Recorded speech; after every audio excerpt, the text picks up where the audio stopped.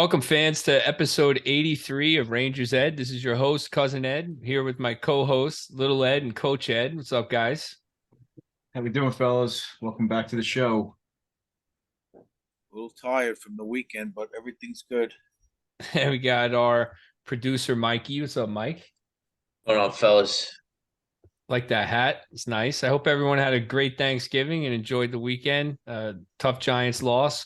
Bad week for the Rangers, but we're here to talk about it. So we got a lot to do. Let's just jump right into it.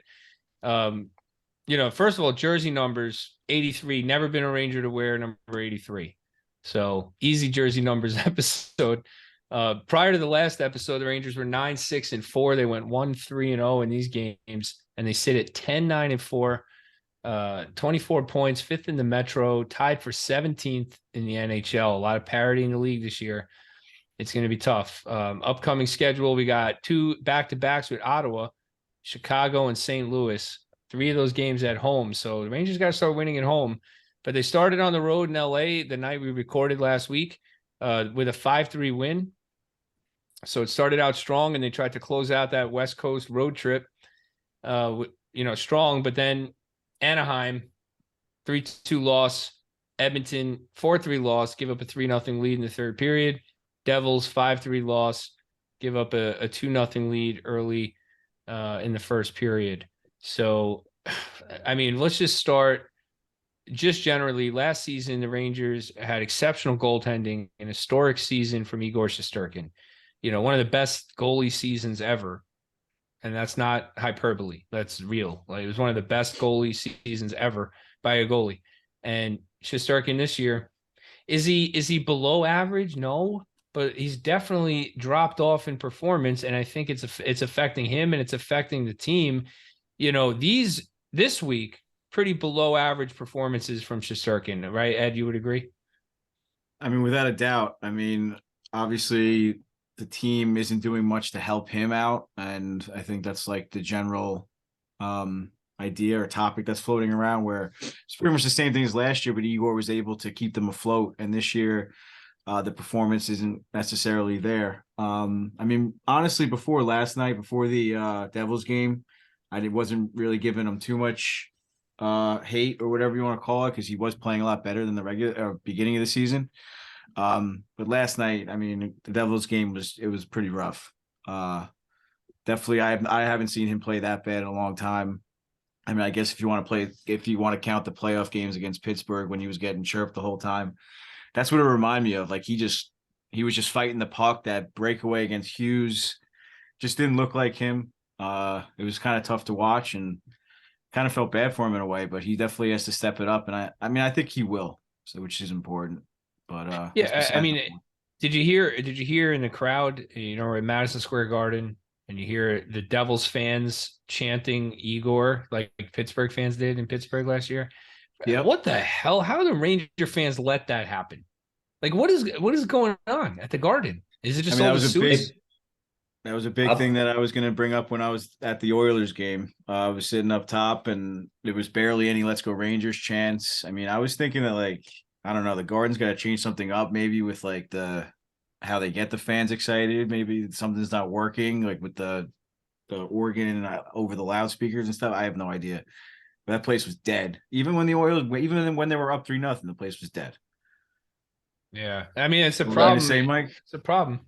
Yeah, no, I was gonna say. I mean, after you saying that kind of defeats me saying what I'm going to say. But I feel like if the Rangers aren't playing good, or if they're not winning, then the fans are just not in it, regardless. But they always get psyched when they score. Obviously, with the goal song, like, everyone's obviously jumping up and down. But other than that, like, I don't know, they put some like stuff up on the board, like kiss the noise couple, meter, like or whatever. Yeah, the noise meter, and then like kiss the couple, or like they always have the celebrities, and like people don't even cheer for the celebrities. They don't give a shit. It's like, I don't know. It's just very dead. It's not the same. Well, were there a lot of that was a day game, weren't there? Were there a lot of kids there? There were a lot of kids, which I was surprised. Like, the kids didn't even seem too excited to be there. It was just like, I don't know. And obviously leaving the game was horrific. After blowing that lead, it was unbelievable.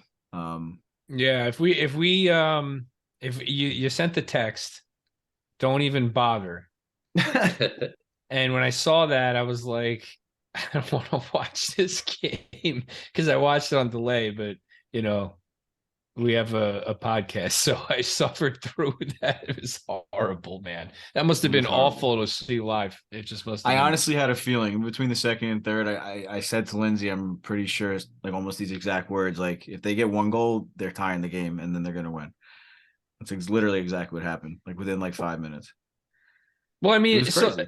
so that I mean, Coach, before we move on, Shesterkin, I mean, yes, he's not getting a lot of help. There are a lot of high grade chances, but I mean, like last night, for example, it's 2-2. Jack Hughes gets a breakaway, comes down the ice, he beats the defender, blows by, and scores.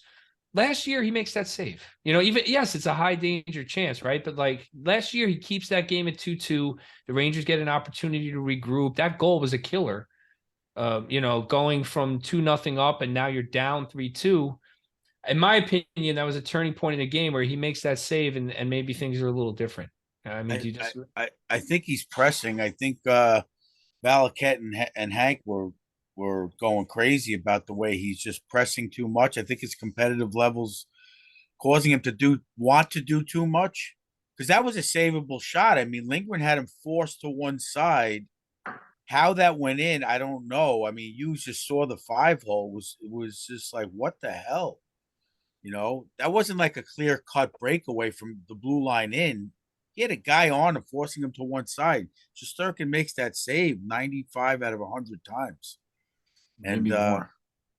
yeah, I mean, you know, yeah, but my Like the thing save- is, after it's he one, after lifted his letting stick off after the letting ground. up those first 2 goals that to me were marginal.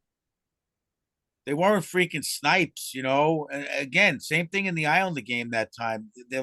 He's letting these turnaround shots, and he just doesn't seem set a lot. And then a couple of nights he looked fantastic, but more often than not, he's not looking himself And he as of still made a last year. few good saves last Made night. a lot of good saves, but early in the game. he's got to Yeah. Yeah, make those too. he almost makes the hard ones and lets in the soft ones. Like Hank used to do that a lot, but like last night it was like almost every shot. Like it was just like, what's he Yeah. doing?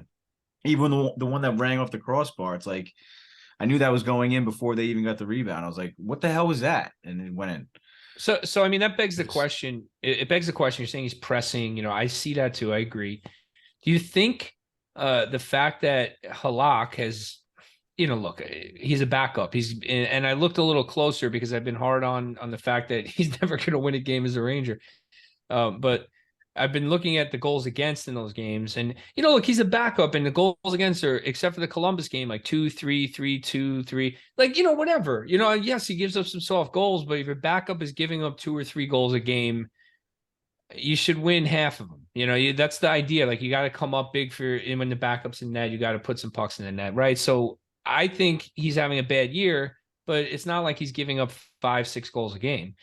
But he's winless nonetheless. Do you think that has an effect on Shesterkin? Right? I mean, Shesterkin knows when he plays, like he's got to win because the backup doesn't have a win. I mean, I don't know. I don't know if he's thinking about that. I think he just wants to win every game, Maybe. regardless of what the backup is. I mean, you think Henrik was worried about what his backup is doing?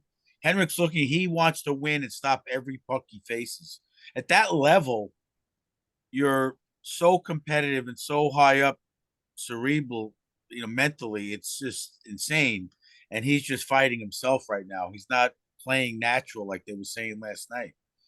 He's not Yeah. playing instinctively. Yeah, I was gonna say he's not trusting his instincts.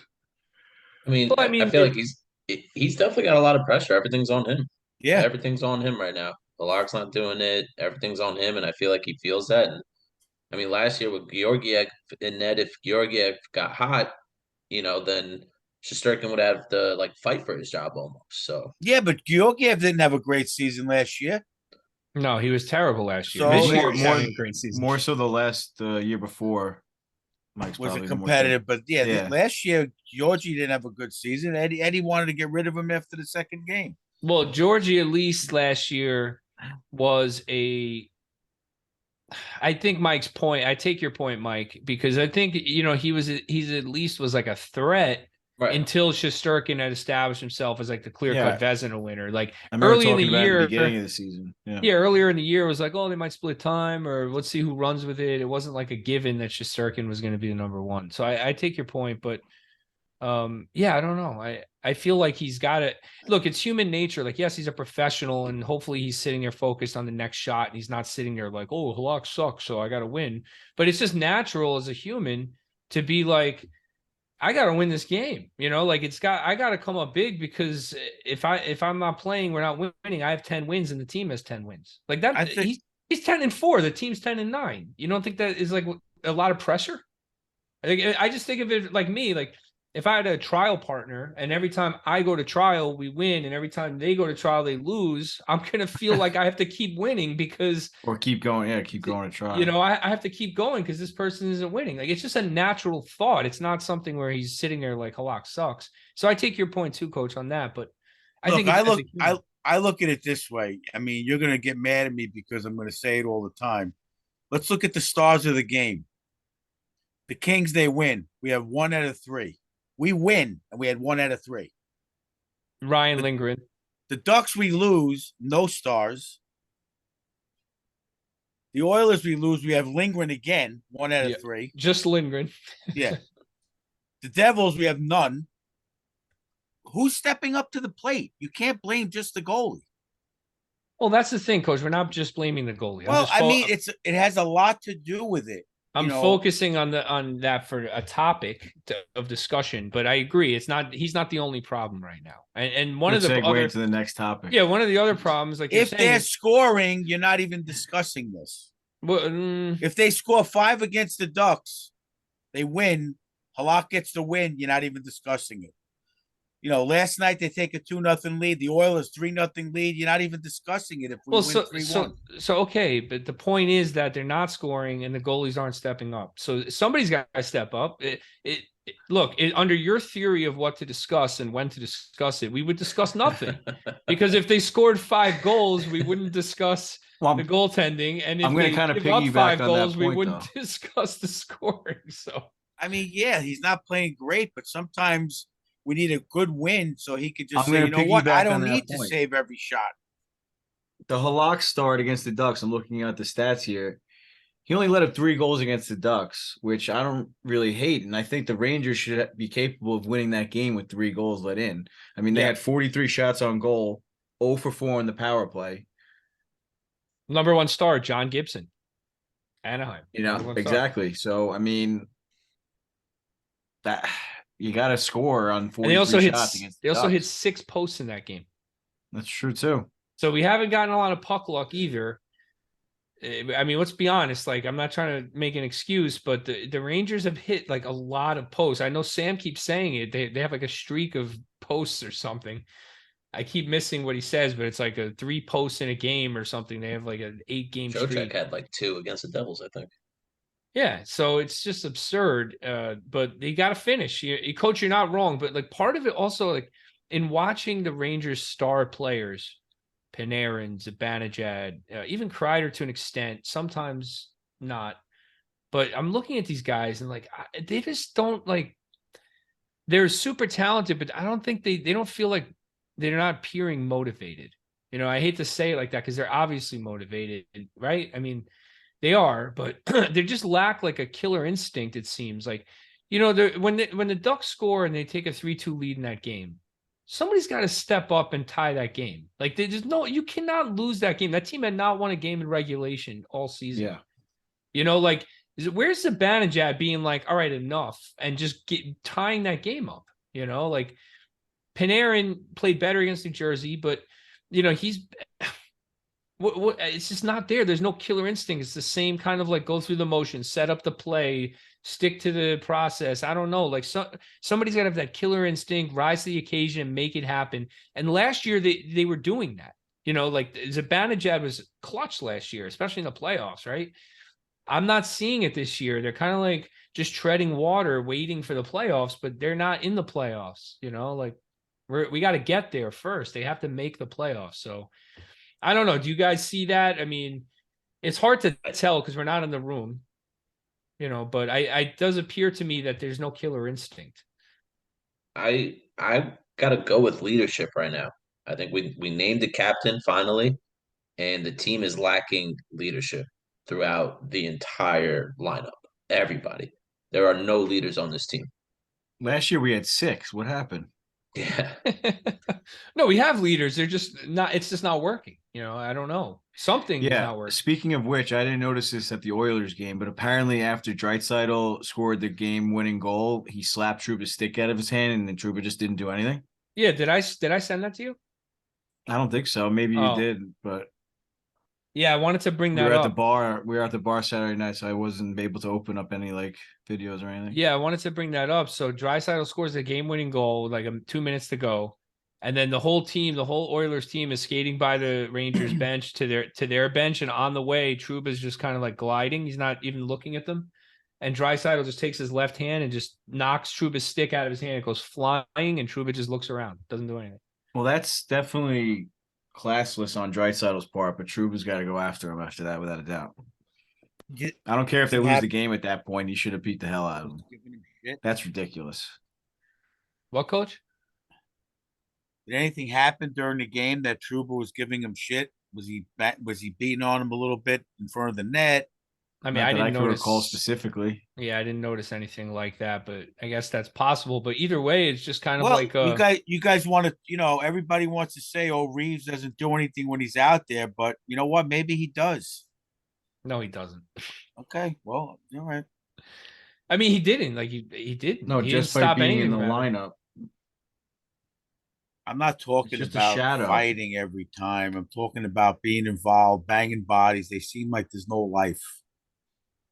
No, I think that it's just a threat. Just having Reeves on the bench. I know it's taking up a lineup spot, but just having Reeves sitting on the bench, the other players aren't going to do that stuff because they could just easily just put Reeves on the ice. No, they are though, because Draisaitl is not afraid of Reeves fighting him, because Reeves wouldn't fight Draisaitl. He'd pick up the fourth line scrub. He did on something like Edmonton and fight that. that guy. He did something like that. I think it deserves a superstar getting his. Well, Trouba should have did it himself. Trouba can Felt chuck wrong. knocks, man. He fights. We don't need. That's what I'm Reeves saying. to I do don't it. know. That was why I brought it up. I'm very shocked that Trouba didn't do anything about it because you guys mentioned the leadership as a leader, as the captain of the Rangers, when they're having a hard time like this. Something's got to happen. Like I said, I don't care if they lose that game at that point. If Trouba gets a 5-minute and even like a game suspension for beating the hell out of Draisaitl, at least we got as fans had something to watch at the end of that pitiful third period. A and B, maybe the team wakes the hell up and then Trouba gets a game off because we said a couple episodes before that he probably needs it anyway. Yeah. Like I don't. No, I just don't understand. I heard that on the radio today, and I was like, or yesterday, I was like, I didn't notice that at all, and Well, you were I was at the shocked. game. That's why. Yeah, but still, I don't know. Well, I guess I didn't notice it because he didn't do anything. It's crazy. I was shocked. So, I mean, yeah, the leadership is definitely lacking, and especially with the captain himself.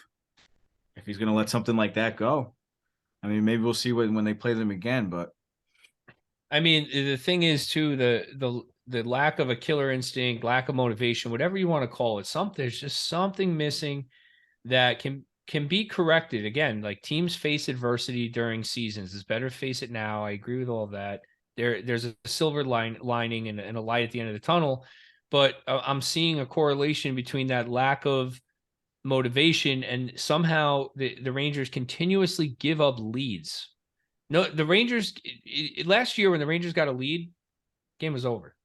I mean, it was pretty. I think their record was insane when they scored first. They might have had like 1 or 2 losses the whole season when they scored first. Look at these games. The Oilers a 3-0 lead after 2, 4-3 loss, and then against New Jersey, a 2-0 lead early, 2 quick goals. You're thinking, okay, this is a turnaround game. This is the best. The team with the best record in the conference. The Rangers are home. They're going to right the ship, and then it's tied before I could blink. And then they're losing, and then it's 4-2, right? All of a sudden, and then it's just horrible. Like, and they get power play chances. Their power play is now like 18th. I don't know. There's so much wrong with this team right now, and you look at the standings, and they're still in it. They're still there. I'm not saying they're going to miss the playoffs, but there's just so much wrong with this team that I don't even know. I don't even know what to talk about. Like, we could talk about a million different things, like, but whatever. Giving up leads. That's what we were talking about. Little Ed giving up leads. That's a that's a loaded subject, man. I mean,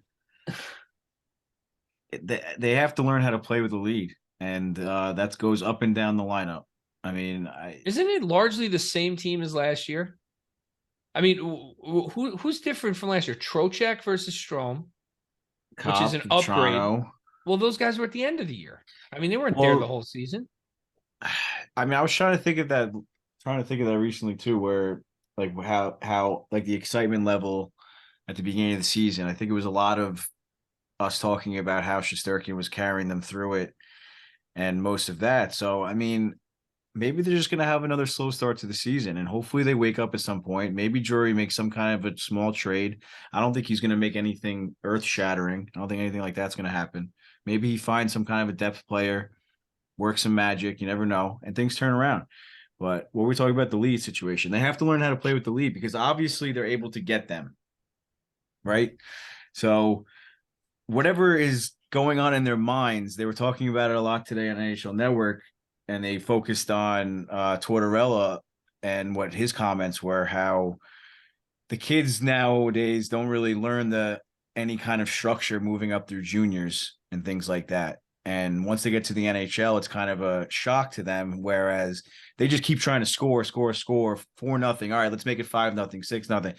No, it comes to a certain point where you have to play smart and just get the win. And Panarin, unfortunately, he's not one of those kids.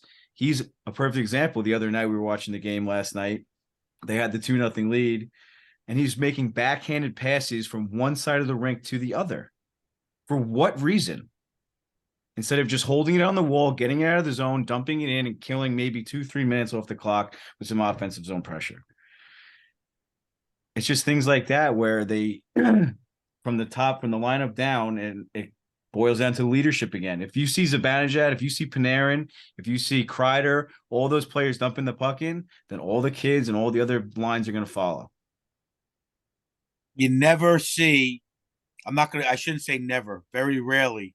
You watch a team, I hate to say it, you watch a team like the Islanders. The Bruins went from one coach to the other. The Islanders went from one coach to the other because their players play hockey the way it needs to be played to get into the playoffs and to succeed in the playoffs. Tampa Bay's got the same coach. They're not tuning him out. He's there for 7 or 8 years now, and they know what it takes to win and hold on to a lead and get to where they need to be.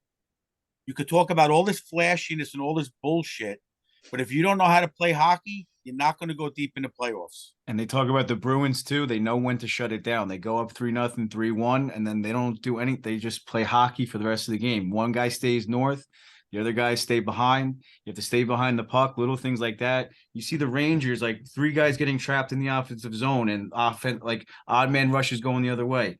Neutral zone giveaways, takeaways. It's just like, what are they doing? Yeah, Like I said, they go up 2-0. Why do they have to keep going, making it 3-4-0? Some of the decision making with the puck is abysmal, and it's across the board. Like, there's not even a single guy Not a single guy. I mean, you can point out Panarin because he's the most prominent one, but I just feel like, there's time. Like, there was one play, in last night's game where Hedl gets the puck. He's on the left wing boards at like the high slot, and he tries to like pass it back to Fox at the point, and he just got the pass through. Like, it literally just got past the opponent's forward, who was the Devils forward. He was like reaching his stick out. He was going to pick that pass off and go on a breakaway.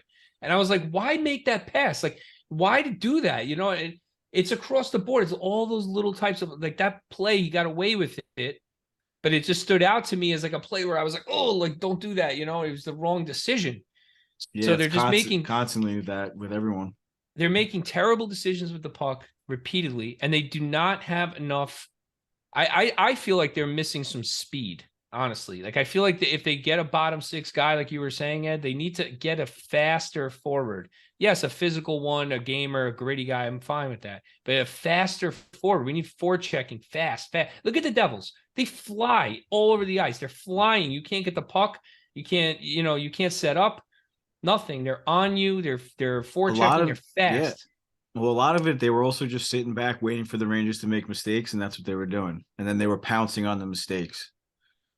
But there's a lot of that. They're but quick. they're fast. No, I'm saying they were able to get to those mistakes, like read them and react. Yeah, but if very you watch quickly. that game, when the Rangers did get the puck deep, they intercepted a lot of their breakout passes. Yeah, so they are quick, but you cannot turn the puck over at your offensive blue line. No, you can't. You You have to get cannot. it deep. A team like that is too fast. You You can't got do to that get it against deep. Colorado. You can't do that against Draisaitl. You cannot do it. No, Make you them can't. go to 200 feet. It's common sense. And once you start doing that, then they're going to back into their zone more. It's basic hockey. It's what Tortorella was saying. They don't know how to do it because no coach in juniors wants to not win because they want to advance as a coach. So they're going for course. scoring. Yep. No The player wants players to. are going to No for player's going to points get because they drafted want to because he's get a great. drafted. Yeah, he's not. No player's going to get be a great two-way player and get drafted because any NHL scout's Well, going they to go. do, Unless but he's a they'll be superstar. In general, they're going to be offensive guys, and they're going to say we could teach this kid. yes. That's how it goes. Well, look at a guy like Alexis Lafreniere, right? In juniors, he was so good, completely dominated juniors, like tons of points, dude. Like, what do you have? Like 60 goals and 70 assists or some crap. And he goes first overall, but he's not doing that now at this level. So I think you're right in the sense that the players in juniors are being pushed to just go ahead, play free. They're not being taught how to actually play the game. So now they're coming into the NHL and they're needing 3 or 4 years to like really understand NHL hockey. And it's delaying their development. Honestly, they were saying that it used to be where the draft picks used to almost always play a year or two in the AHL, and now they're going right up because of marketing reasons and whatever, just get the And- jersey sales and blah blah and blah. salary cap reasons is And another salary cap reasons, whatever the case may be, but they always were able to at least learn how to be a pro in the AHL, learn structure, learn how to get hit. They all got, you know that. what they got to do to fix that? They got to get rid of the rule that the kids from the Yeah. Canadian junior leagues cannot go to the AHL until they're 20 years old. They got to get rid of that. They got to allow 18 and 19-year-old draft picks to go to the AHL from Canadian I junior. mean, it's not just Lafreniere either. Didn't Byfield get sent down on LA? No, Yeah. I'm not saying it's just him. I'm saying No, I'm just saying it's a trend. And, for the most part, yeah. But then you look at some other guys and they're bucking that trend.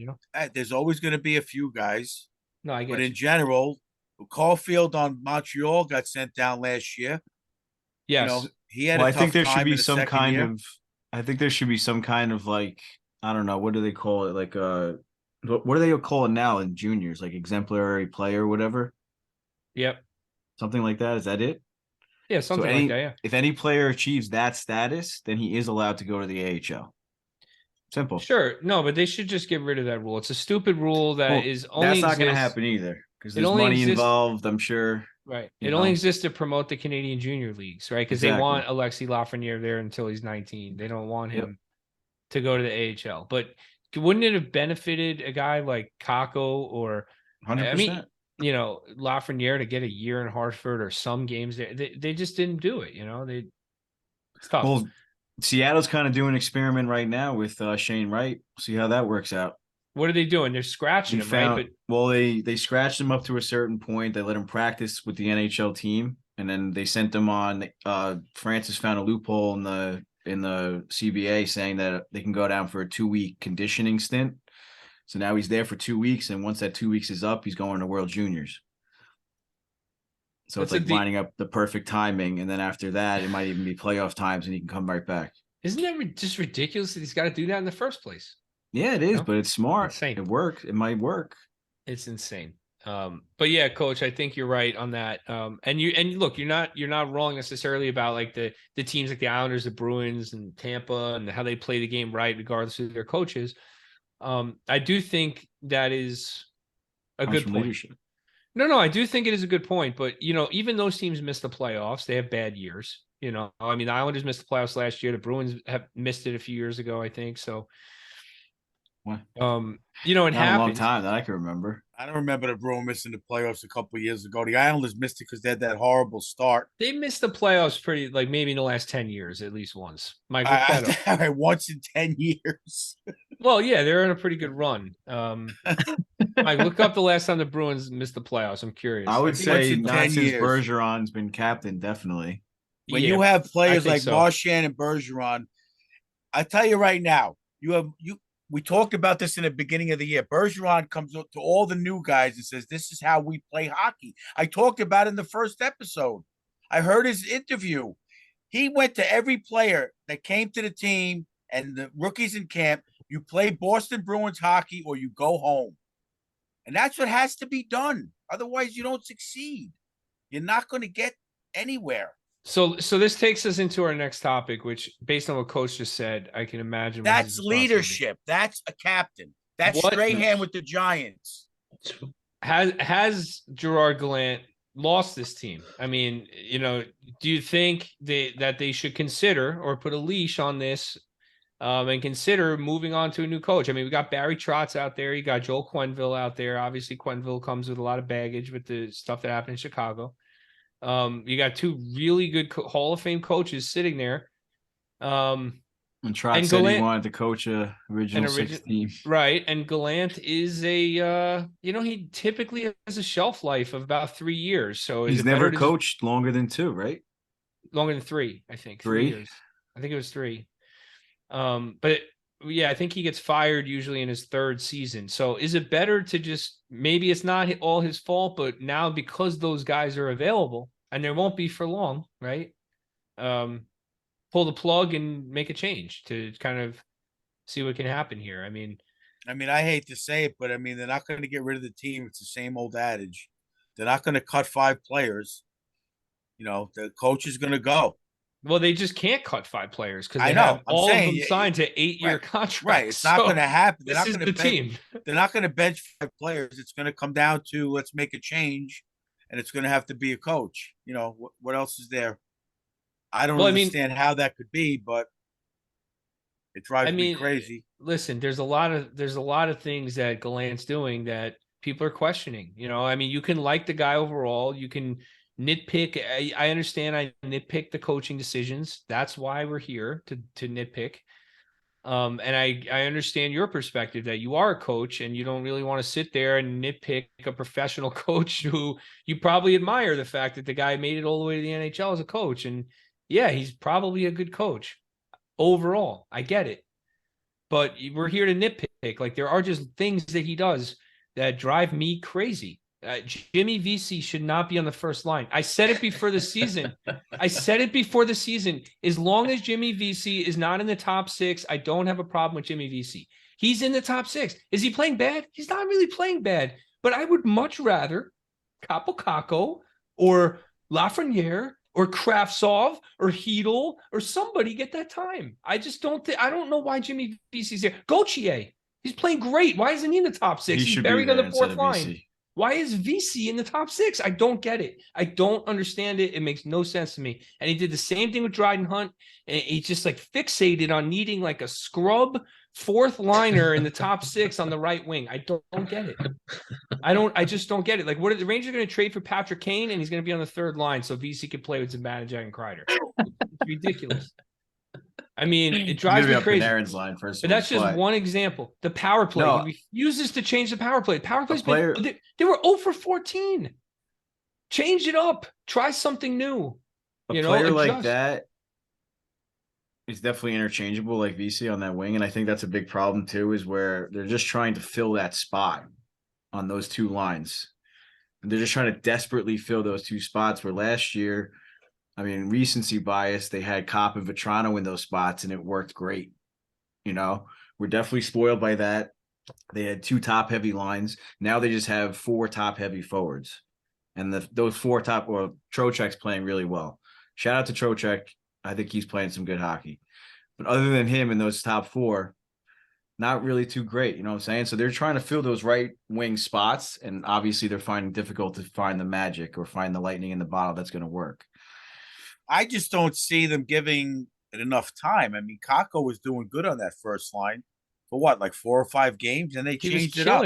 He was killing it, and they're like, "Oh, let's put the kid line back together," and that's good. It's fine. I get it, but now Kako isn't playing as well. So it's you not only weaken the first line by moving Kako off it, but now Kako is not playing as well. Right? So it's the combination. That I agree with. I don't know who makes those decisions or if the GM has anything to do with it. I don't know.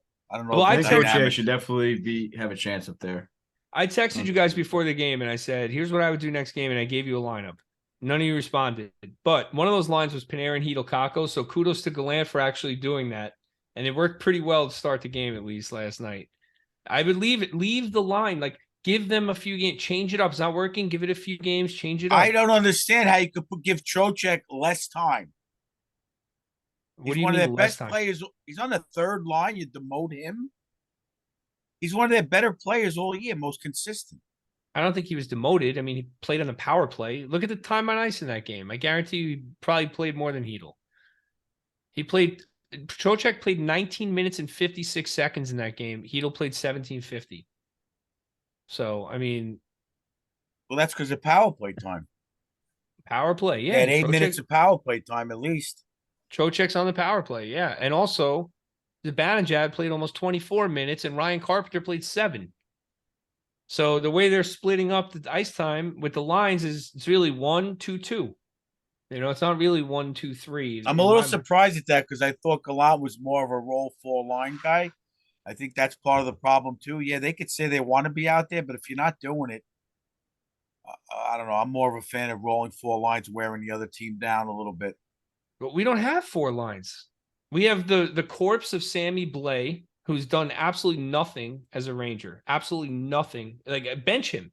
Scratch him a few games. If he's not healthy, he's recovering from the injury. Scratch him. Make a change. Carpenter is a replacement level player. And yeah, Gauthier is playing well, but our fourth line should be like Goudreau, VC, and Gauthier or something like that, and then put more skill up in the lineup. I don't understand what he's doing. I just don't. I think it might be set up for a trade. I'm hoping at least. I don't think they're gonna wait until the deadline. I don't think Well, I they're read gonna be able to Krasov's wait until gonna- the deadline. Kravtsov's back in next game, so we'll see how he, performs. I mean, I don't know what it's going to take for him to get in if it's not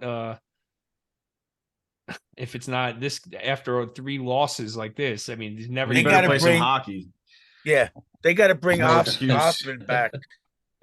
They got to bring what? Yeah, that's true. That's Off- actually Othman should be in the lineup. He would have made a That big kid should have difference. been on the play. He had that attitude like you wanted with Elias Anderson, and they cut him.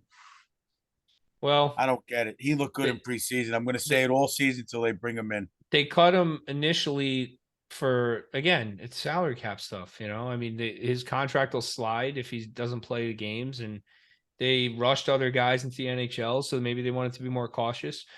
I'm not going to kill him for that. I do agree he was good in the preseason and probably could play in a third line role right now, but I understand the decision from a management perspective.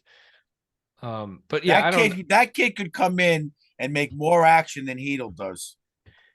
Hedel's playing really well. I don't know why you're pointing out Hedel. I'm happy with him. He's one of the better players on the team right now. I mean, the way that honestly, I'm the most confidence in Hedel than almost anybody in the forward lineup. sad part. That's the sad part. Braden Schneider and Hedel are doing good. You were talking about them as their top players. Yeah, I mean, Hedel's playing great. If this is what Hedel is, I'll take it. I mean, I'm not expecting an all-star player from him. He's playing fine.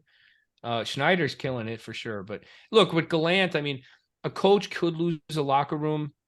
But again, like Ed, like you said, these are professionals. Like, he's not supposed to be in there motivating them to like try out there. Like, what realistically could be being lost on the players? Like, I'm trying to think. As a former player, but not as an NHL player, it's different. Like, when I was playing juniors or travel, like, yeah, fine, I tune my coach out, but it's freaking junior. It's like not the NHL. In the NHL, I'd be wanting to do my job, earn my paycheck, keep my job. Yeah, I agree. I mean, it's definitely different because they have contracts, so they're going to get paid regardless. So that definitely makes a difference. But I think it boils down to, like, similar to what Coach Ed was saying before, where it boils down to leadership. In the Bruins locker room, they don't need the coach to come into the locker room in between the second and third and say, guys, we're just going to kill the clock. We're going to get the puck deep. We're going to play smart hockey, keep the F3 up top, 2 men forechecking, the defense doing that. They don't need that done. Okay, but that being aside, but that's a good point. It is being done because they asked Gallant in a post-game interview, and he said, of course, we talked about getting pucks deep behind the defense. But if the players aren't executing, then he's got to have the balls to just bench Panarin for 5 minutes. He benched Zibanejad last year a few times. Bench him. Don't I put him agree. out there for that time. I agree. That I He thinks agree he's with. playing well. I mean, he No. does play well for the most part, but he's got to know he's too good of a player to not know that. I know. Just fling a puck cross ice at the blue line, and then you do it once, and then you got to say, shit, I can't do this against the Devils. You know, come on. You can get away with it in certain games. Certain games you can't. Yeah, He's he's got to making be able 12. to differentiate that. He's making 12 million. I understand to be on the score sheet, but he's also got to play smart hockey. It's like it's just basic hockey too. It's not. It's like inexcusable in my opinion. Before we move on from Gallant, my theory or my thought, I'm curious to see the pace of their practices. I know the NHL schedule is kind of jam packed. I mean, a lot of teams don't have a lot of time to practice. They might not be going 100% in practice to save their legs, whatever, blah, blah, blah. But to me, it seems like when they get up in leads, they obviously have the skill to score goals, but they're lacking that killer instinct. So I'm thinking Gallant, or my gripe with Gallant is maybe he's not able to run a high level practice where they're not preparing for the games well and not able to keep up that game pace. I'm a firm believer in like you have to practice hard no matter what. And like, especially in Stony Brook, we have Thursday night practices. So it almost leans into our game, like almost directly, the momentum can directly go into the game. So I think something like that is important where, yeah, they're coming out hot flying and they're able to score these goals, but then they're not sustaining the pressure. There's no killer instinct. There's no high pace level of play after that. Yeah, I Yeah. think it's a good point for Are they sure. practicing those situations? I don't know. You know, like I said, I've been to a few Islanders years ago, and there's a lot of coaches out there. The head coach doesn't do much, but he's got to say, this is what I want done. Is there any competition in practice? I mean, I listen to a lot of podcasts in NHL Network. I talk about it all the time. All the coaches that you hear is like they always talk about competition in the practice, whether it's like someone getting into a scrap, something like Trouba getting into somebody's face. Like you always hear about that when the Blues were having the shit season when they ended up winning the cup. Two guys literally fought at practice. I remember hearing about it. Like things like that. Is there any kind of competitive edge where are people actually fighting for spots? Killer Or instinct. they feel, It's or missing. do they feel comfortable in the with that they solidified a spot in the lineup that nothing's going to happen? Like Coach Ed said, he's not going to sit me. I'm Artemi Panarin. Well, that's Like part of not even that's- him, VC, Carpenter, all these guys. Is there any kind of competition to get in and out of the lineup? So that's part of what used to be a problem with the Rangers is they had a country club mentality on the team. And what you might be seeing is a result of locking in veteran players into long-term deals. They have $50 million locked into 7 players. Those players are not going anywhere. They can not easily be traded because no other teams have cap space. You can't release them because you're not going to pay them their full contract and not play them. You can't send them to the minors because they have a no move clause. You can't really do anything. You're kind of stuck with those guys. So that creates a comfort level in the player that they're good. They're fine. They can live here. They could buy a home. They're not going to be traded. They have no reason to feel something coming up behind them. And then you couple that with the fact that the guys who are challenging those players are all young players who are going through their own development issues, right? They're not ready to necessarily be a first line player or close to it. So those guys are not doing enough to challenge them. You know, if Kako and Lafreniere and Hedel were putting up more points, yeah, I think then maybe you'd start seeing some edge in the game of the veterans because they would feel it. Yeah, there is no internal competition. There isn't. We have 2 clear delineations of players: the veterans who are paid a lot, and the young players who the coach doesn't trust and aren't ready. That's what we have. Coach doesn't trust. Kako's got to stop putting pucks in the net. He We've been plays them. saying it for 3 years. You know what I want to see? You know what he should do? He needs to get some balls, dude. He needs to say next game, we get a power play.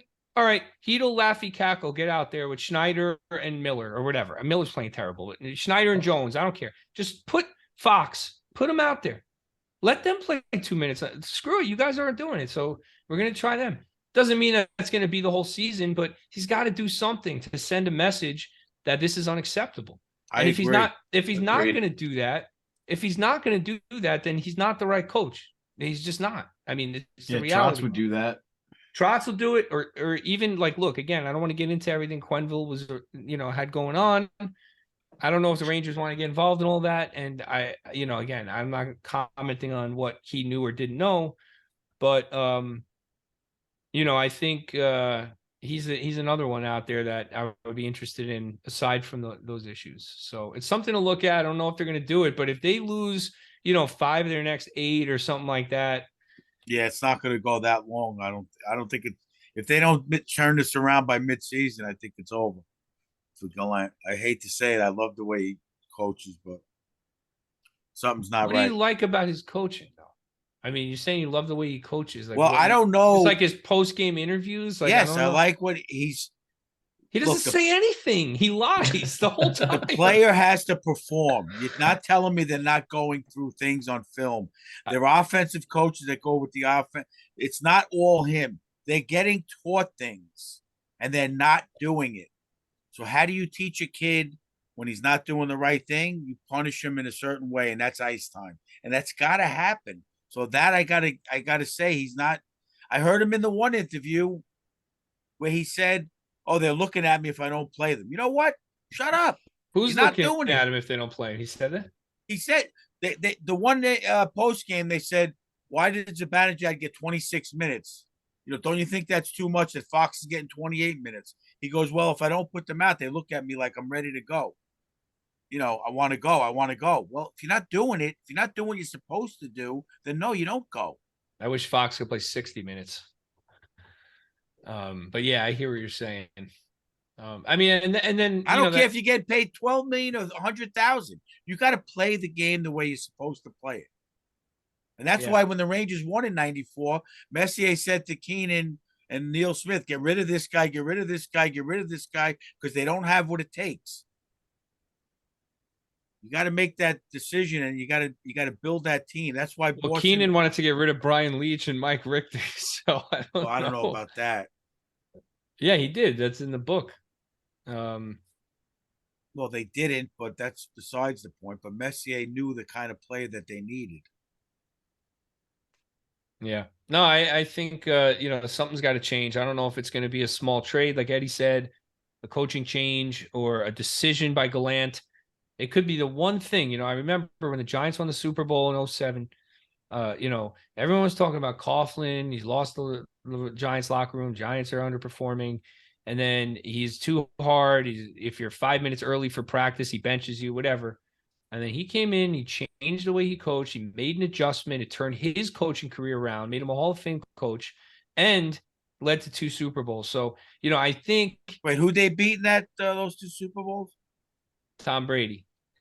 So I think there's an opportunity for Gallant. Gallant's in a dangerous place. Wait. Let's go back to what you just said. That story I alluded to before. What made that change happen? Him. No.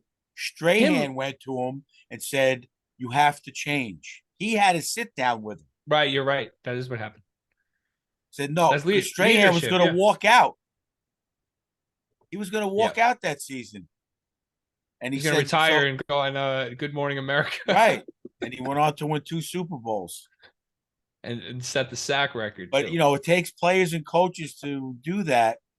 It takes a coach to say, "Let me listen a little." It takes a player to have the guts to say, "Coach, this isn't working. These guys, this is what's going on in the locker room." Well, what player is going to do that, though? I mean, Trouba's playing terrible, and he feeds him ice time. Panarin's not playing great with the issues you're talking about, at least. Zibanejad is he's the biggest enigma. I love the guy. He's my favorite player, but he disappears for portions of a game, and during that period, he can't handle the puck. He gets a pass and it bounces around. It's crazy to me. I don't know. So I don't know what player. I'm trying to find that Strahan. Is it Trouba? What is Trouba going to say? BC. Coach, you really should bench me because I'm not performing. There's no, I don't know. Well, it's hard to bench it. It's a lot harder to bench a defenseman. It ruins a lot of flow. And especially because Fox is already playing, I'm sure, as much as he possibly can, or as much as the coaches want to play him. Play Schneider more. I mean, I don't disagree with that either. I mean, he's playing real well. What were the difference in minutes between Trouba and Schneider in last night's game? Want Can you it? bring that up quick? Truba 1935, Schneider 1031. I mean, yeah, that should be at least 2 or 3 minutes more for Schneider, I think. But Fox played 30 minutes and 4 seconds last night. yeah, I think it definitely needs to change. I And what mean, was the punishments need to go around? not to belabor the point, but what was Schneider's plus minus? He was 0. And Fox? Fox was -3. Truba 0. Last night or in this run? Last night. Last night. I Fox mean, look, I love Fox, but 30 minutes last night is too much for a team that skates that fast. So interesting. Fox my and Lindgren, opinion. coach, you're gonna hate this. Fox and Lindgren last night played Fox played 4 minutes and 11 seconds of shorthanded time. Lindgren played 4 minutes and 30 seconds shorthanded. The next highest minutes for a defenseman shorthanded is Trouba and Miller tied for 29 seconds. And that is a little bit skewed because there was that one power play where they couldn't get out of the zone. Trouba and Miller only played 29 seconds of shorthanded. Yes. And Schneider played 23 and Jones played 0. So Fox who and else Lindgren played played? over 4 minutes shorthanded. How does that? That doesn't make any There sense. was one power play where they overlapped. I remember. they were pinned for the full 2 minutes. They couldn't get off. So that kind of skews it. They might have changed there and that might have been different. But that's ridiculous. I mean, I don't know. I don't know what's going on with the coach. Again, I'm just speculating. Has he lost the locker room? Should they make a coaching change? We'll let everyone decide that. That's beyond my pay grade. But, I look at it. What can they even realistically do to improve it? I was trying to say this could be a turning point for Gallant. He's in a place where if they don't change this in the next 5 to 10 games, he's going to get fired. I mean, it's just, they're not going to sit and throw the season away. So I think he's got a limited time period. He's got to make a statement coaching decision. He's just got to, he's got to send a message to the team.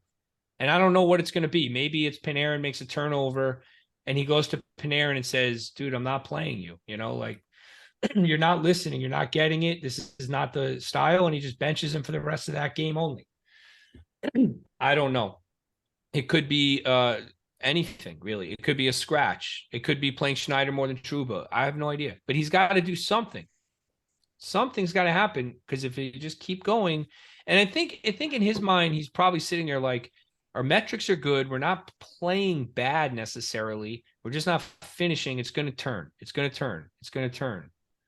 But ultimately at the end of the day, he's going to have to do something a little more drastic, I think. But all right, let's move into something more fun. Let's go into the broadcast banter. We got 4 games. We'll keep it brief. It's a power play goal. Little Ed, you were at the Oilers game, so I don't expect anything from that game from you. But I have a good one from last night that me and Mikey caught. Go for it. Go right into it. Go right into it. Joe goes, which goal was it, Mike? Do you remember? But Joe goes, that's why shooting the puck on net isn't a bad idea. Yeah. I don't think they almost scored. It was the one. No, it was when Trocheck Zibanejad scored. Oh, yeah, it was Zibanejad. It's the one Because off the it hit chest. him in the chest, it bounced down, and he slammed it in. Yeah, so that's why shooting the puck on net isn't a bad idea. That's a good one. So in the Oilers game, best one from the 4 games. Joe, in the beginning, Joe goes to Sam. They're doing the preview. And Joe looks at Sam right next to him, and he touches Sam's lip and goes, Sam, you have some turkey on your lip. Get out of way. here. Yeah. No way. Oh my God. And Sam's like, oh, he got like this awkward laugh. And like, he's like, yeah, I do. It's so funny. Oh my God. It was so funny, man.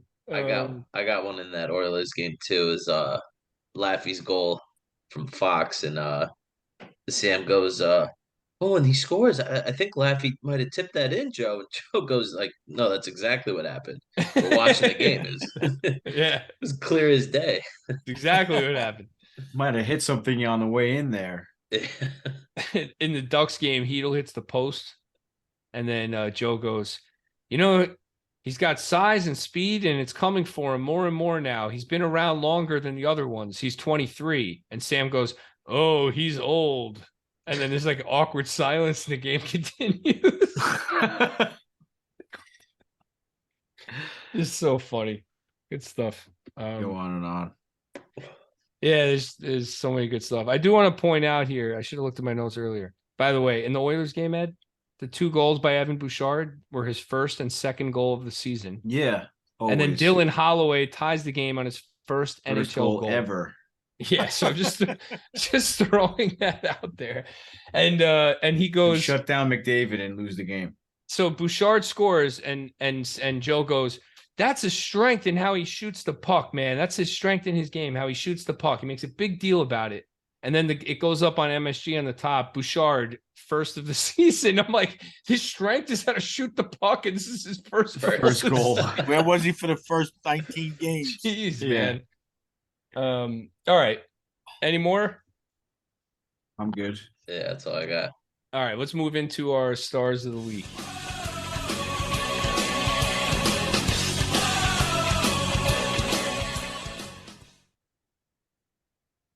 All right, are we even like okay, offensive player of the week. Coach, who's your offensive player of the week? Skip, go to someone else. All right, I'll go. I'm giving it to K-Man. He had the most goals during this run of games that we're covering. I see him playing a little bit more aggressively, I guess. I finally saw last night he tried one of those nice little deflections that he's known for last year. Didn't go in, but yeah, I'm gonna give it to the K-Man. Same. He's been playing good on the back pressure, and I noticed he's been more physical. I'm going to agree with you guys. I'm going to go with K-Man, too. I don't think you know what? I'm going to give it to Schneider. Got 2 goals. Wait, what? I'm going to give it to Schneider. All right. I'm changing midstream. A flip flopper. All right, he pulled a cousin Ed flop. My boy Schneids. I went Nice. with Fox. I went with Fox because he just generates the most offense of anybody on the team. Every time he's out there, he's doing something. And I think somebody gave it to him last week, and you guys have been giving it to him. So I'm going to piggyback on you from previous weeks. He just keeps playing well. All right. So we got Coach. You changed it, so you got Schneider. Okay. Defensive player of the week. Let's go to Little Ed, our defensive coach. Who you got for that? I went with Schneider on this one. I think he's playing the most consistently out of all the defensemen, and it's definitely hard to play with a different partner every other game. So you got to acknowledge that a little bit. Can't give it to Fox. He's playing really well offensively, but defensively, not so much, being a -3. Yeah. I went with Lindgren. I think Lindgren, you see, he's the only person to get even a star of the game in these games, and it's not because of his points, right? It's because of the way he's playing the game. So I just think he's so important to the team, and it's evident out there. So, give him some love. Coach. I'm going to piggyback on that. I'm going Lindy also. He's the Mikey. only one noticeable out there. I'm going to piggyback Little Ed and go with Schneider. Yeah, Schneider was really good in these games. I like that pick a lot. All right. Highlight play of the week. What are you laughing about? It's like I just don't want to pick one. I'm not. I I'm just got a like good not one. have. I love my highlight. All right, let's go. Start with Mikey. So I'm giving it to Trocheck's lollipop flip goal in the Kings game. I don't care So what think that anyone. was on purpose? I don't care what good. anyone says. That was 100% on purpose. No, it wasn't shot. on. It wasn't on purpose, but it's a good example of these games and how much they sucked overall. That's the highlight. So I'm gonna go with that too. Whatever. He did go in to end. I had it empty, but I'll give it to that. It was a crazy goal. So That was the Kings? Yeah. that was in the Kings game. I like how you called that a lollipop goal. So that's how I'm writing it in the spreadsheet. Trocheck lollipop goal. Let's see if we remember what that means in I went 6 with months. I went with another highlight from the Kings game. I'm going with Kreider's goal from the Mika icing that he negated. It was the first time I thought it was really going to be the turning point of the season because it was the first time that something like that worked for them where I don't know, just like they got very excited. Mika and Kreider and like everybody on the ice was really pumped after that, where it was like a big, I don't know, like kind of a big deal that like something went right, something went their way for once. And like I said, I thought it was going to be a turning point for the whole season, but then obviously here we are. But I'll go with that goal. All right, Coach Ed. I'm going with the. You better sit down for this one. I'm going with the Heedle dish on the 2-on-1 last night. That was really nice. Yeah. Wait, who was Must that? must have been his birthday. Panarin. Panarin. It was to Panarin, right? Yeah, he had some good first chemistry goal. with Panarin. One Yeah. shift, he had good chemistry. No, he did. He played One well with Panarin. shift. I would leave that line with Yeah, I Kako. know. You know what you should do? Put Kravtsov on that line too. No, I like Kako there because he's defensively responsible, and with Panarin and Heedle, I think you need that. Kravtsov there would be a disaster. In Coach Ed's words. All right, key contributor. The Jesper Foss Key This is Contributor Award. I'll start. I went with Schneider. Schneider, the Rangers have lacked goals on the back end. And you guys gave him that award defensive for his play, but I think he just had some timely goals and hope I wish that they would have come in game winners or whatever, but they were important goals, So if he could step up and add a little scoring touch to his game, he's really going to be some kind of player. Coach, who you got? Key contributor. I'm gonna go with Julian. Yeah, I like that pick. I He's like like the the- only effective fourth liner we have right now. I mean, he's got 4 goals playing minimal minutes. Yeah. He's right there with Kako, who's getting a lot more time, and he's doing good. He found a way to finally put the puck in the net. Never thought I'm- I'd see the day where we'd say if only Kako had Gautier's finishing skills. Oh my God. Anyway, little I went with Trocheck. I just think he's Yeah. playing solid hockey and doing the right things for the most part. like that, Mikey. Yeah, I went with Trocheck too. He's flying all over the ice. He's hitting a lot of posts. Could have a lot more goals. He's having a good season. Definitely, I like that pick. Kind of wish I fit him in somewhere, but I did on the highlight, I guess. All right.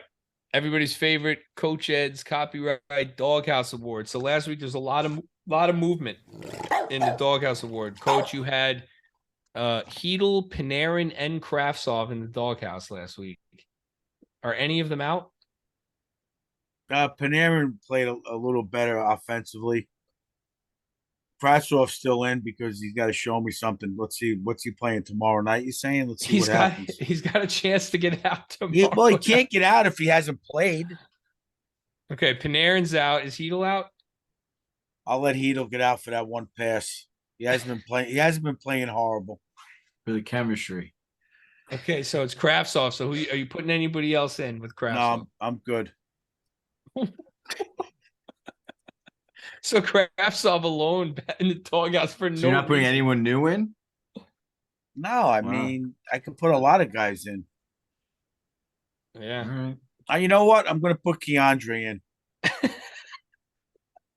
No, I mean I watched a couple of games. I thought he was doing good, but then a lot of times I'm watching him. It's like he doesn't know what he's doing with the puck. Yeah, last night he was He looks horrible. lost. He He made that terrible beautiful last night. outlet pass on the Heedle to Panarin, and after that, he's lost. He's doesn't know what to trying do. He stick gets it. handle through 4 guys. I don't know what. And he's then he doing. doesn't know what to do after that. He's just like, oh well. Yeah. And he's too skilled. Jesus, he's too skilled for that. Yeah. Yeah. All right, So I'm Mikey. going with Keandre and Kravtsov. All right, Mikey. Last week you had Panarin in the doghouse. Is Panarin out? Yes, I'm taking the Breadman now. All right, and who's in? I'm putting Miller in. Like Coach just said, he looks lost. He looks lost, and he needs to play a lot better than he knows how to play. And we all know he could play to that potential, and he's just not there right now. Yep. It's funny that coach at first says no one, and then you just know that he looked at like the list of players and just randomly threw out Keandre, and the two of us both have Keandre Just in the click. doghouse. Yeah, he's like, oh yeah, Keandre. Like, see, he doesn't need to do prep. Anyway, all right. So I had Gallant in and Panarin in. I'm gonna take Panarin out. I agree with you guys. I'm leaving Gallant in, and I'm putting Keandre in. So I got Miller and Keandre. That's Keandre's worst nightmare and being in the doghouse with the coach, but he is. All right, little Ed. Last week you had Keandre in, so you're ahead of us. You're ahead of the curve here. You got that sharp eye for the game, and you had Vitaly Kravtsov in still, who's done nothing in weeks. Not his fault. The coach won't play him, but okay. So is Kravtsov still in the doghouse? Kravtsov, yeah, he's got to play. He's got Okay. an opportunity. He's got another opportunity, I Let's should see if say. oh yeah, he's had so many. Yeah. He hasn't came back played from in 3 weeks. Well, that's Like, not my problem. He keeps getting hurt. What do they want him he's to been do? healthy for 2 weeks. And then when he does get in the lineup, he's on the first, second line. They're not putting him on the fourth line. He gets an opportunity on the top line. all right, we'll see what he does. Yeah. We'll see what he does. All right, so Kravtsov is still in. Is Keandre still in? No, I'm going to take Keandre out. I know he's not playing well, but he had a few assists. So I already wrote he was out. I wasn't going to let you guys talk me out of it. But I am putting Trouba in for the incident with Draisaitl, and I think the leadership is just lacking. He went to throw a big hit last night against the Devils. You know, I'm going to put he Trouba missed. and Miller in. I agree He with missed, you. Putting them but both in.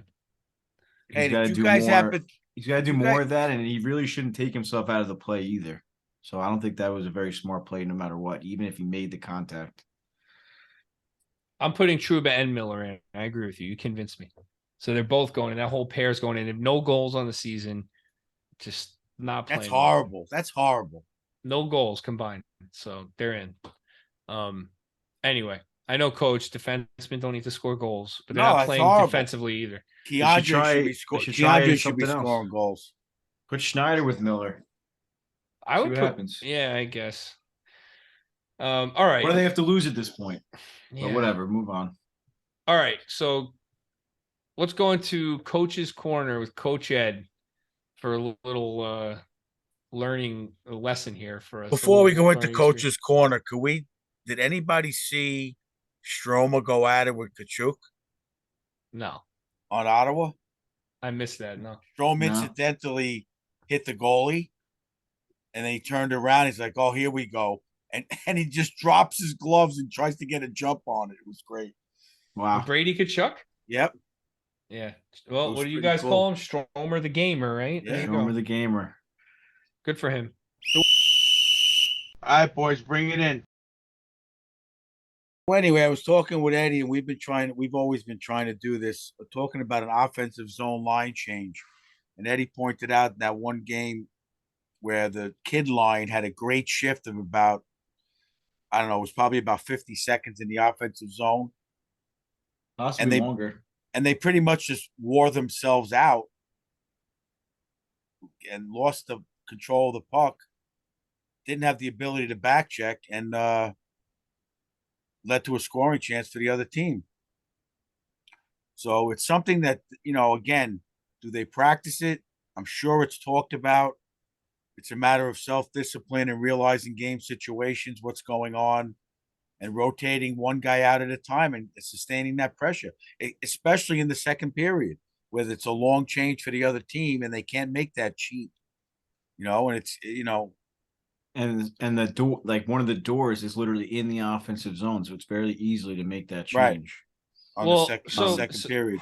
So little Ed, piggyback on what coach is saying and kind of explain to the fans, like for those that didn't play the game, what they should be looking for on the play when they can recognize that that's happening and what the Rangers should be doing.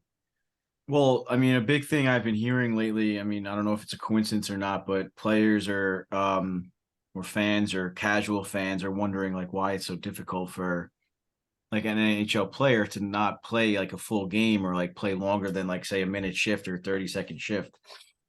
Obviously, the players get extremely tired skating for that long on the ice and everything. Your legs just get tired. You got to take a rest. And obviously, to extend your stamina over the course of the game, you need a little bit of a breather. But anyway, so those kids line is doing a very good job at sustaining pressure. I even wrote down, I think in the Anaheim game on Schneider's goal, yes, it was a beautiful goal by Schneider, but the kids line did all the work. They got the puck into the zone. They forechecked. They cycled well, and the puck ended up by Schneider and a goal on a screen or whatever happened. The play that Coach Ed was just talking about, a very similar thing happened where they had the puck in their zone for almost a minute. I thought it was closer to 2 minutes. I'd love to see how much it actually was. But they just stayed out there too long. And the important thing is you have to be a little bit unselfish. I know in a situation like that, it's so juicy. You know, eventually the puck's going to go in. Eventually you're going to get that open shot. Kako obviously waited too long for that open shot, but it did come. But at some point, he's got to realize, you know what? I'm dead. I'm not going to be able to back check. Let me go off. Or not Kako. Laffy could have done it. Heel could have done it.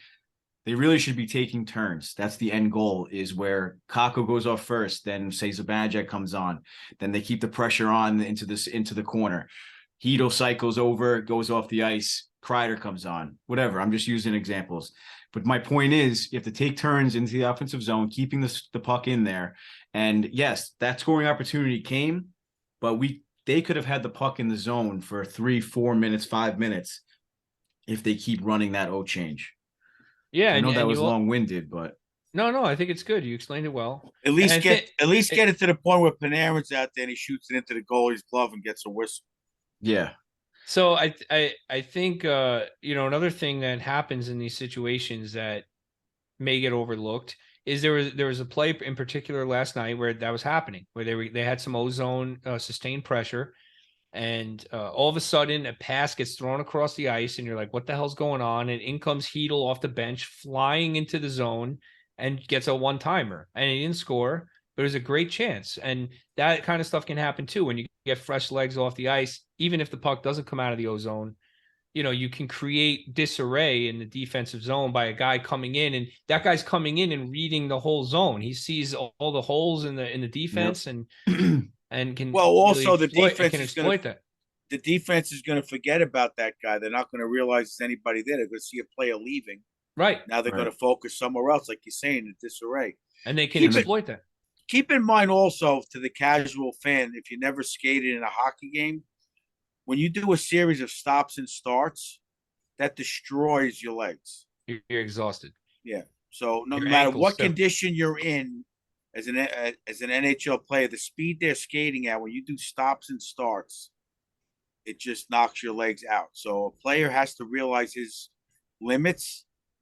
And the key to the whole change is we talk about it all the time, is get to the point where you know you're at, where you're going to be done, and get off. Don't be 75%. done. Yeah, don't be done and then say, now I got to get off. Now we're 25% left in the tank. Right. And that's another thing too, is I think actually Brian Leach might have said it, or so, I forget, maybe it was one of my coaches. It's a lot easier to recover when there's 25% left in the tank than it is when you're down to 0. And I mean, even shout out to Poppy O'Neill. He always told me, never wait till you get completely empty on gas. You always fill up your tank when you're at 25%. So it sounds crazy, but something like that, something like that, where it's like, you have to know, you have to have discipline. You have to be unselfish. You have to know that, hey, you created that whole play in the offensive zone, but you knew it was time to get off. Then say Zibanejad went in, scored on the next shift or on that same shift, whatever the case may be. And then it's up to the coach to be like, Kako, that was all you made that whole play. And I know Coach Ed and I and Coach Mike, our other coach, do a great job at acknowledging the little things and where the play actually develops. And I think Kako kind of learned after that. So we'll see how it goes from here. Yeah, we'll see. That's a good topic and something to look out for in the games. All right. So one last thing. The biggest thing is communication. You don't all change at the same time, because then it's a free out of the zone. You have to do one at a time. Hey, I'm going, you go next. Yeah, so Whatever. Heedle will say it in Czech, Laffy in French, and Kako Exactly. in Finnish. Bingo. Then the they'll- other and they'll players figure- are all Russian. They won't know what they're saying. It's They perfect. have no idea what's going on. By the way, isn't it ironic that Kako is Finnish and has absolutely no finish to his game? Sorry, it's a What is bad joke. ironic? That was Yeah, nice. that's ironic. Yeah. I think it's ironic. No, All what right. does ironic mean? Then what do That's you a side- mean? That's a Seinfeld episode. Forget it, guys. I don't even. Yeah, I don't know. Maybe I missed that Seinfeld joke. Anyway, all right. So let's go to the trivia. So last week, we had, I think, Coach. Let me see. Me and Eddie got a point. Coach Ed got it, and me and Eddie did not. Oh, I So got. Coach gaining some ground. You don't care about the cumulative, right? You said. No. No, only you do. Yeah, I look at. I mean, I Well, look of at the course, cumulative. because you're in the lead. Well, I mean, I think it's worth looking at. All right, let's get to the question. Hold on. So we got 5, me with 5, Little Ed with 4, and Coach Ed with 4. So this season is close. So far, we're all doing pretty well. All right, Mikey. See what happens tonight. So it's gonna be a 2-point question. You got to name all the names for 0.5. All right. So there's 4 names I need. You get 0.5 points for each name. Okay. All right. The Name. ribbon. Name the 4 defensemen who have played all 23 games so far this season. So what did you say this is? It's a max of 2 points. You get a half a point per name. Okay. Name all 4 defensemen who have played all 23 games so far this season. Okay. I'm good. His coach has got Fox, Schneider, Truber, Keandre. Cousins got Schneider, Fox, Truber, Miller. And Little Ed's got Fox, Truber, Miller, and Schneider. The correct answer is Fox, Truba, Miller, and Schneider. Woo! We all got it. You know why that was blood. easy? Because Hayek and Jones have been coming in and out, and Lindgren got hurt. Yep. Plus, I It did wasn't the easy. stats. It was a trick I did question. the I stats almost for the wrote down outline. So. Lindgren, not gonna lie. I feel It like was somebody, relative- but it was I didn't think everyone relatively would get easy. Schneider. Well, it helped me because I made the outline for the episode where I do the team stats. So I put the games played in the team stats. So thanks, Mike. Got a So lot two- to say about the trivia Ed. 2 points to everybody. Hey, listen, it's my favorite part of the episodes of trivia. I think I'm gonna make a website keeping track of the trivia stats. Well, we do need a website. Gotta get Yeah, that going. Oh God, don't put that on me. It exists somewhere. We just gotta keep it going. All right, so good episode, boys. Hopefully the Rangers could turn this around. I mean, I think we made a positive out of a negative and had a good episode, but we'll see. Tomorrow night in Ottawa It's- on the road. It was Always a a tough productive place. episode. I wouldn't say a Yes. good episode. Well, I mean, we all did a good job, is what I meant. Yeah. So on the road in Ottawa is always tough, and then we got 3 straight at home. So and then we should be recording next Tuesday as per usual, and that should be 4 more games to discuss. 3 of those at home. So I expect them to turn this around and go into that at least 3-1, and if not, we might be talking about the firing of Gerard Gallant, to be honest with you. Just keep an eye on that. But I got 2 things I want to bring up. I forgot to bring this up before you guys asked me about the Bruins. Last time they didn't make the playoffs was 2016. so it was pretty close. Wow. So and I 6 gotta- years ago. I got a little question for you, because we were debating this last night. Who do you think the fastest skater on the team is? On the Rangers, Yeah. like in game skating or just like a straight line skater? How about you give me both? Straight line skater, probably Kreider. In the games, who seems to be the fastest? Probably Keandre. Maybe Heedle. You don't think Gauthier is the fastest? No, he's really fast, but No, I don't think Okay. so. I He's think up it's there between though. Kreider and Goat. I think Goat's up there. He's top 4 or 5 in fast and speed. All right. You guys, what? You guys thought it was Gauthier? I think it is. I mean, said he it's does- between Kreider and Goat. He I does don't get a think lot of Kreider's lost breakaways. his step yet. Yeah, I mean, I wouldn't be surprised. He's definitely one of the fastest in Or game. most powerful skater, I would give it to Kreider at least, I would say. If you timed goal line to goal line or whatever, like fastest skater in the skills competition, Kreider's probably the fastest on the team. But in know what? game, he's not. You know when Heedle's the fastest? You know that drill used to do where they set up cones at all the dots and you got to loop around them? Yeah. That's when he's the fastest. Yeah, or like the dizzy Yeah, drill where you yeah. gotta like stop and start at all the cones. No, you got to loop around them. Right, you spin, you go this way, right? But they also do the stop and start ones. He does fast though. I think you guys underrated speed. It's really impacts the game. But anyway, I don't doubt his skills. His skills are phenomenal. Keandre's up there too, though. He's just Yeah, he big. is. He's big, so you don't notice it as He much. doesn't look fast. Yeah. Yeah, I'd like to see Keandre. I'd like to see that. That'd be pretty cool. But let's win some games. Yeah. All right, Yep. boys. Before we Well- sign off, I want to shout out Oscar. He's going to be one of our new sponsors, Pro Stitch Hockey. And I had a little, I don't know, a jersey to shout out. I saw like a 75-year-old guy sitting up on the Chase Bridge on Saturday wearing a Prince Igor jersey. Professionally stitched, like pristine. And it had Prince Oscar made that. Igor. No way. Oscar would never make that. On what kind of jersey? On a New Jersey or like on a A Russian beautiful jersey? Rangers authentic jersey, stitched the whole 9, perfect jersey. Prince Igor with his number 31. That would have A been his grandfather. or 75-year-old guy got it? It was a much older gentleman. Wow. I was like, It should say Tsar Igor, not Yeah. whatever. It was funny. So, yeah, That is funny. that's a new one for Oscar. Yeah, I might have to go so- for the Eddie Jockman jersey.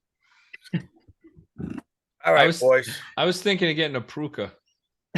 Peter Pruka. Just kidding. All right, boys. One last Love you thing. guys. Happy belated birthday to little Ed. All the fans Oh out yeah, there. dude! Reach- Happy reach out birthday, to him. man. Yeah, happy Roger belated that. birthday. That's right. I forgot. Thank you guys. All Thank right, you. brother. All right, you boys. guys. Have All a right, good boys. night. Love you guys. Let's go Rangers. Turn this around.